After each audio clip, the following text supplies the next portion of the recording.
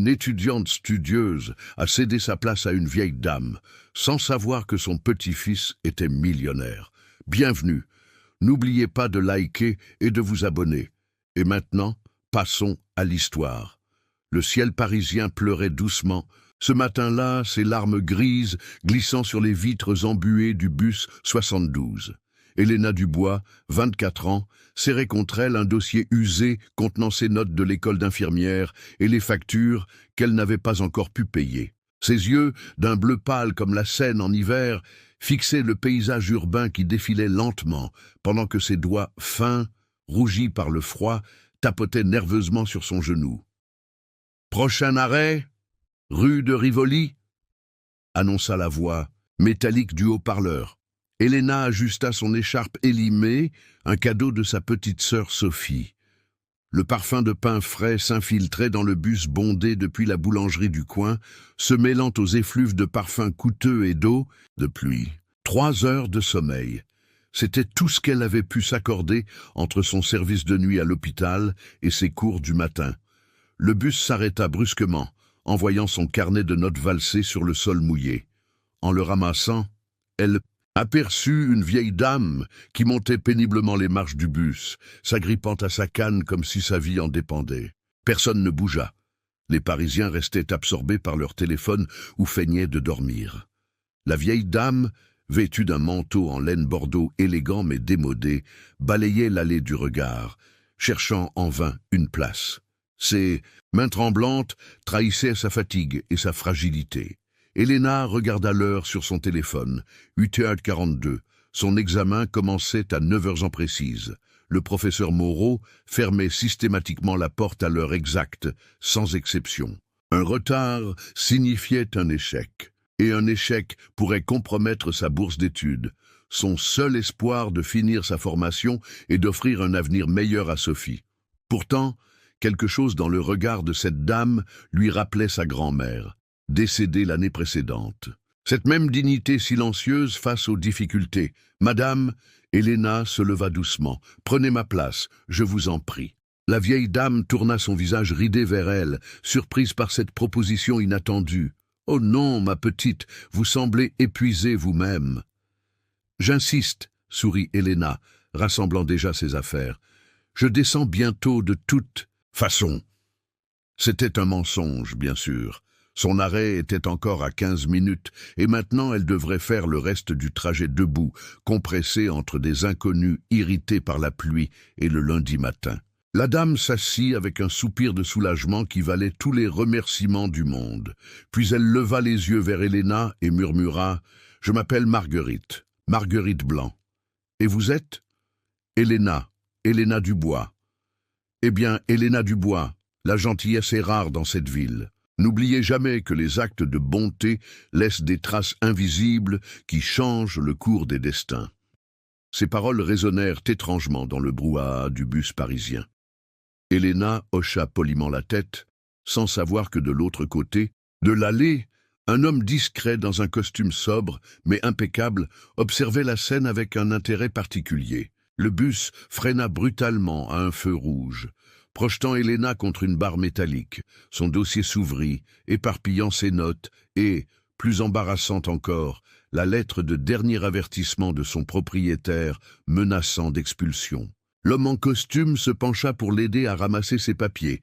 Leurs doigts se frôlèrent lorsqu'il lui tendit sa lettre. « Merci », murmura-t-elle, mortifiée à l'idée qu'il ait pu lire son contenu. « Ce n'est rien », répondit-il avec un léger accent que son oreille fatiguée ne put identifier. « Je m'appelle Guillaume. Guillaume Mercier. » Ce n'était pas son vrai nom, mais Héléna ne pouvait pas le savoir. Tout comme elle ne pouvait pas savoir que l'homme qui venait de lui tendre ses papiers était en réalité Liam Whitmore, petit-fils de Marguerite et PDG de White Tech, l'une des plus grandes entreprises technologiques d'Europe. « Université Paris-Descartes » remarqua-t-il en désignant son badge d'étudiante. « Oui », répondit-elle brièvement, peu encline à engager une conversation avec un inconnu alors que son examen approchait. « Vous étudiez la médecine ?»« Les soins infirmiers », précisa-t-elle, notant malgré elle l'intensité de son regard gris acier. Le bus s'arrêta. Boulevard Saint-Germain, annonça la voix automatique. C'est mon arrêt, dit Helena, même si ce n'était pas vrai. Mais quelque chose dans le regard de cet homme la troublait, et elle préférait marcher sous la pluie plutôt que de rester dans cette étrange atmosphère. En descendant, elle jeta un dernier coup d'œil à travers la vitre embuée. La vieille dame lui souriait, avec une expression énigmatique, tandis que l'homme en costume la fixait avec une intensité dérangeante. Ce qu'Helena ignorait, c'est que ce simple geste de céder sa place allait bouleverser sa vie de façon irréversible. Car Liam Whitmore cherchait depuis des mois quelqu'un d'authentique dans un monde qu'il jugeait superficiel et intéressé. Et dans ce bus ordinaire, par un matin pluvieux de Paris, il venait peut-être de la trouver. Sous la pluie battante, Helena courait maintenant vers l'université, son cœur battant à tout rompre. Non seulement à cause de la course, mais aussi à cause d'un étrange pressentiment. Comme si quelque chose d'important venait de se produire, mais elle ne savait pas encore quoi. 3 semaines s'étaient écoulées depuis la rencontre dans le bus.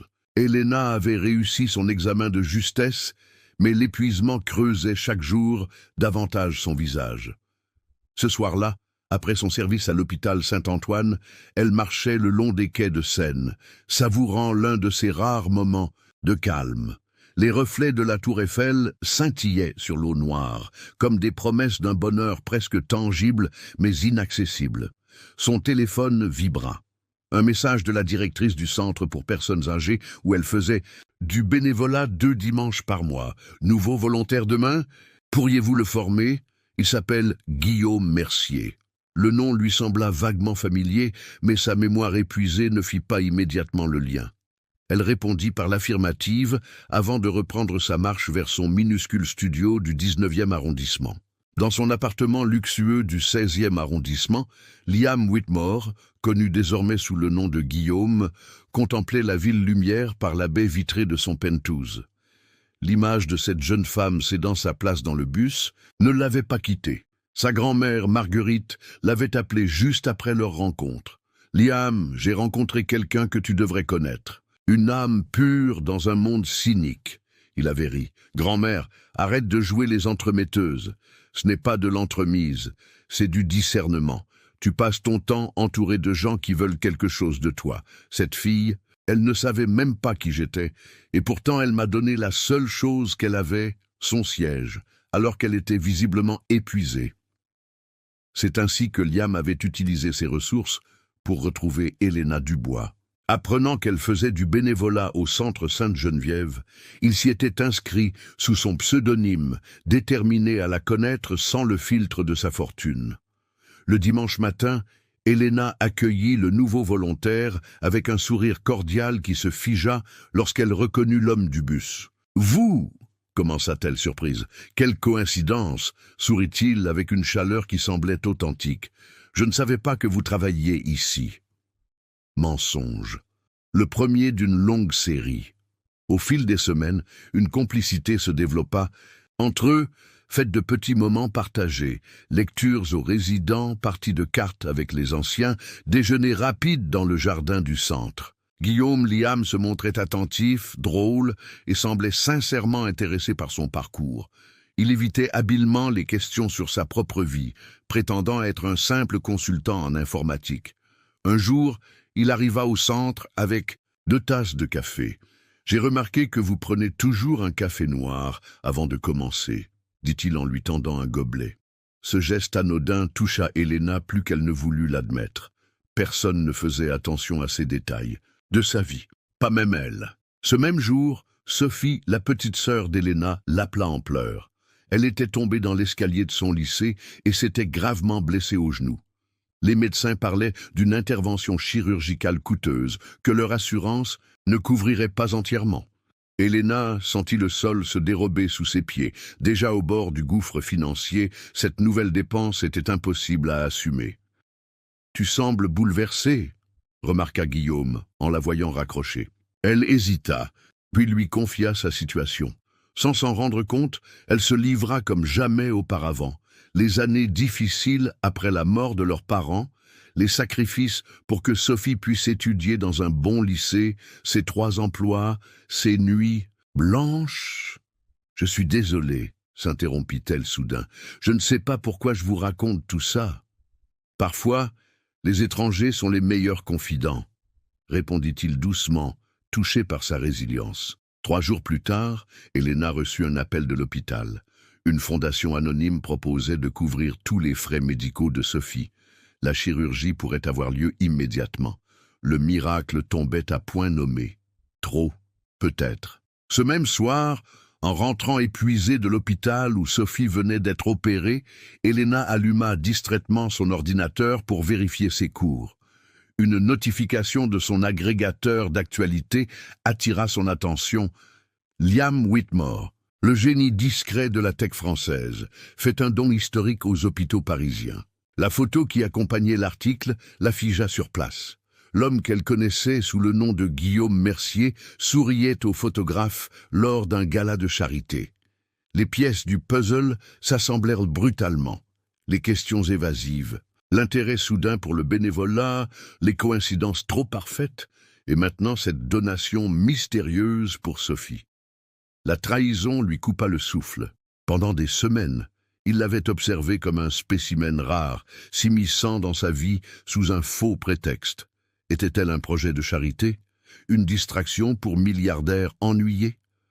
Le dimanche suivant, Liam Guillaume se présenta, au centre comme d'habitude, ignorant qu'Elena avait découvert sa véritable identité. Il la chercha dans les couloirs, surpris de ne pas la trouver à son poste habituel. Il la découvrit finalement dans le jardin d'hiver, assise seule parmi les plantes exotiques. Son visage était de marbre. « Bonjour, Elena, sourit-il. « Bonjour, monsieur Whitmore, répondit-elle froidement. Le sang se retira du visage de Liam. Un silence pesant s'installa entre eux, épais comme un mur. « Je peux tout expliquer, commença-t-il. « Vraiment? Vous pouvez expliquer pourquoi vous avez menti pendant des semaines? Pourquoi vous vous êtes joué de moi? Était-ce amusant de voir comment vit le petit peuple ?» Sa voix tremblait, non pas de peur, mais de colère. Une colère, amplifiée par la douleur de la confiance trahie. Car sans qu'elle l'ait cherché, sans qu'elle se l'avoue, elle s'était attachée à cet homme qu'elle croyait connaître. Ce n'était pas un jeu, Elena. J'ai voulu être sûre que... Que quoi? Que j'étais assez méritante pour votre charité? Que je n'étais pas intéressée par votre fortune? Elle secoua la tête.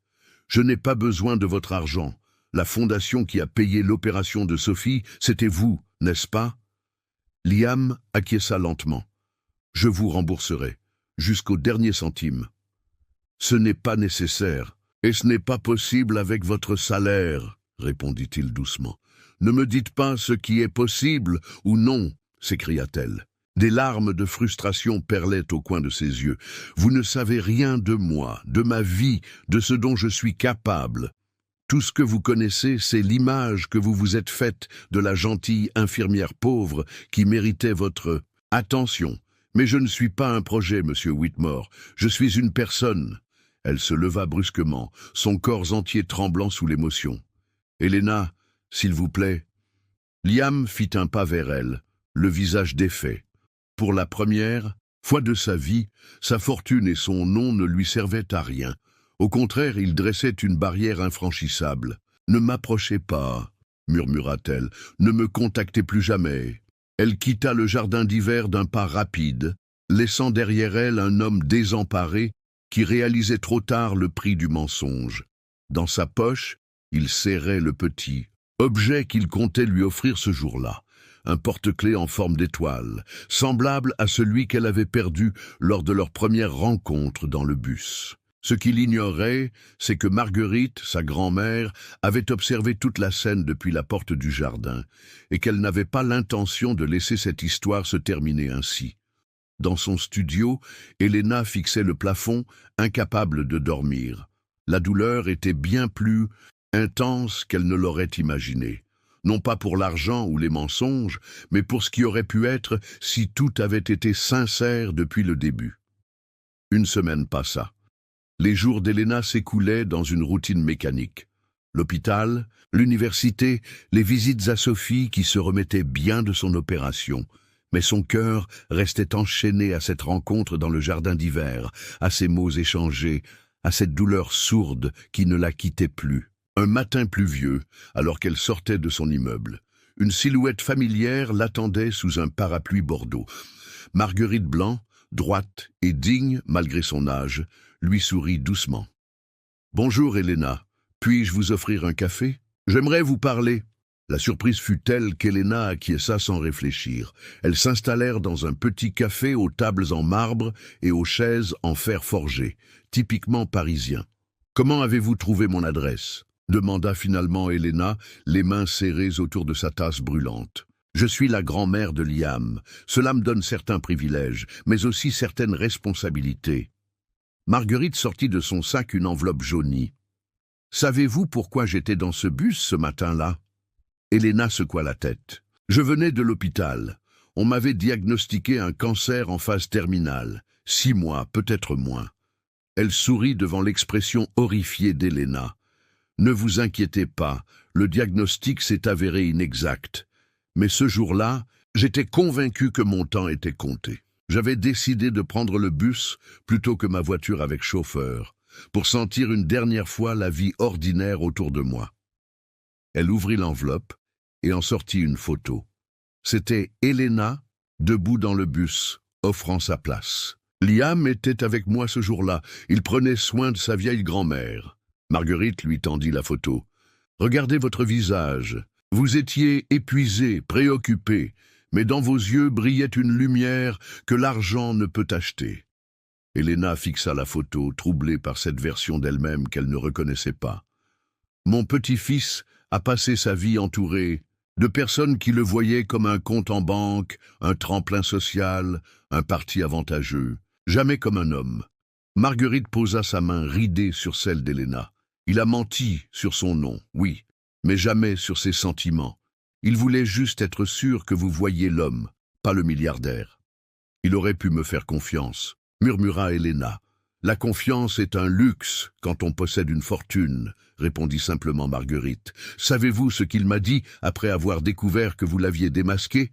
Elle est la première personne qui m'a aimé pour ce que je ne suis pas. » Ces paroles résonnèrent dans le cœur d'Elena comme un écho douloureux. « Je ne vous demande pas de lui pardonner, » continua Marguerite en se levant. « Je voulais juste que vous compreniez. » Elle déposa un petit paquet sur la table.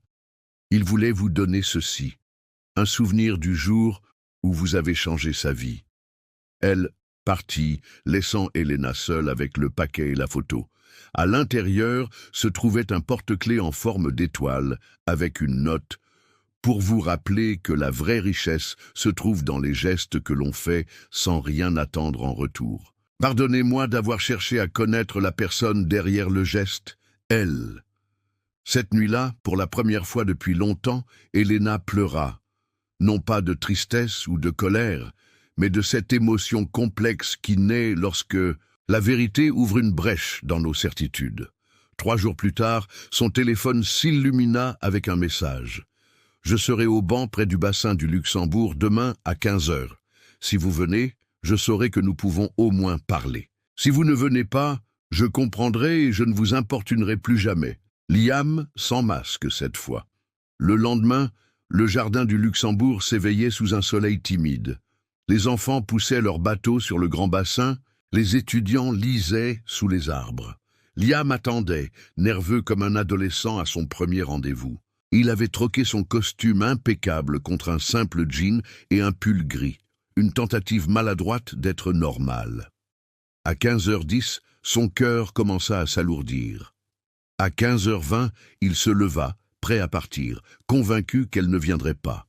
C'est alors qu'il la vit, marchant lentement vers lui, le porte-clés étoile visible à la main. « J'étais là depuis une demi-heure, » dit-elle doucement. J'observais. « Comme moi dans le bus ?» sourit-il timidement. « Comme vous dans le bus ?» confirma-t-elle, en s'asseyant à côté de lui. Un silence inconfortable s'installa, chargé de tous les non-dits. « Votre grand-mère est venue me voir, » commença Elena. « Je sais, elle me l'a dit après. Elle est assez indépendante. Elle vous aime beaucoup. Elle est la seule qui m'a toujours vu comme je suis vraiment, admit-il. Puis, après une pause, « Avec vous, peut-être. » Elena tourna le porte-clés entre ses doigts, contemplant son reflet scintillant dans le soleil. « Pourquoi m'avoir menti ?»« Par peur, » répondit-il simplement. « Peur que vous changiez en apprenant qui j'étais. Peur de redevenir un portefeuille. Et avec un nom plutôt qu'une personne. Et l'opération de Sophie ? C'était égoïste, en fait. Je voulais vous aider, mais je craignais que vous refusiez si vous saviez que ça venait de moi. Alors j'ai créé cette fondation anonyme. » Il baissa les yeux. « Je comprends maintenant que c'était une erreur. Vous aviez le droit de choisir. » « Oui, j'avais ce droit, » confirma-t-elle doucement. Puis, après un moment, « Merci quand même. Sophie peut marcher normalement maintenant. » Le silence revint, mais différent cette fois, plus léger. « Alors, Guillaume n'existe pas du tout ?» demanda-t-elle finalement. « Mon deuxième prénom est Guillaume, et quand j'étais petit, avant l'empire White Tech, avant la fortune, mon père m'appelait ainsi. » Il la regarda dans les yeux. « C'est peut-être la part la plus authentique de moi. » Elena sourit légèrement. « Je ne sais pas si je peux vous faire confiance. »« Je ne sais pas si je mérite votre confiance, » répondit-il honnêtement. « Mais j'aimerais essayer de la gagner, jour après jour, sans mensonge cette fois. » Elle tendit le porte-clés vers lui. Son cœur se serra, pensant qu'elle le lui rendait. Mais au lieu de cela, elle le plaça au centre du banc, entre eux. « Un nouveau départ, » proposa-t-elle. « Un nouveau départ, » confirma-t-il, posant sa main près de la sienne, sans la toucher encore. 6 mois plus tard, il se tenait dans le jardin de la résidence Sainte-Geneviève, entouré uniquement des résidents âgés et de Sophie, qui, sur sa jambe guérie, dansait avec Marguerite. Pas de presse, pas de célébrité, pas d'extravagance. Juste 2 personnes qui avaient choisi de s'aimer dans la vérité. Elena portait une simple robe ivoire et un bouquet de fleurs sauvages. Liam avait renoncé à son costume de marque pour une tenue plus décontractée, mais élégante. « Par cet anneau, je te promets non pas ma fortune, mais mon cœur sincère. Non pas mon nom, mais ma vérité, » déclara-t-il en passant une alliance simple à son doigt. « Par cet anneau, je te promets non pas ma perfection, mais mon authenticité. Non pas mon obéissance, mais mon soutien, » répondit-elle, des larmes brillant dans ses yeux. Marguerite observait la scène avec un sourire satisfait. Elle savait que la vie ne serait pas toujours facile pour ce couple improbable, lui avec son empire à gérer, elle avec sa carrière d'infirmière qu'elle refusait d'abandonner. Les différences de monde créeraient des tempêtes. Mais ils avaient quelque chose de rare. Ils s'étaient choisis pour ce qu'ils étaient vraiment, au-delà des apparences et des circonstances. Alors que les jeunes mariés quittaient le jardin, sous une pluie de pétales de roses, Elena s'arrêta devant Marguerite et l'embrassa tendrement. « Merci d'avoir cru en nous, » murmura-t-elle. La vieille dame sourit. « Je n'ai fait que te montrer ce que tu savais déjà. Parfois, l'acte de bonté le plus simple peut devenir le cadeau le plus précieux. » Et dans le bus qui les emmenait vers leur nouvelle vie, Elena posa sa tête sur l'épaule de son mari, le porte-clés étoile brillant entre leurs mains entrelacées, symbole de cette vérité universelle que nous découvrons tous un jour. Ou l'autre. Ce n'est pas dans les grandes fortunes, ni dans les beaux discours que se cache le véritable amour, mais dans ces petits gestes quotidiens où l'on offre le meilleur de soi sans rien attendre en retour. Cette histoire vous a touché ? Partagez-la et racontez-nous votre acte de bonté qui a changé une vie. N'oubliez pas de vous abonner pour découvrir chaque semaine une nouvelle histoire qui réchauffe le cœur. Car comme Elena et Liam, nous croyons que la gentillesse peut transformer le monde. Un petit geste à la fois. Abonnez-vous, aimez et partagez pour que la magie continue.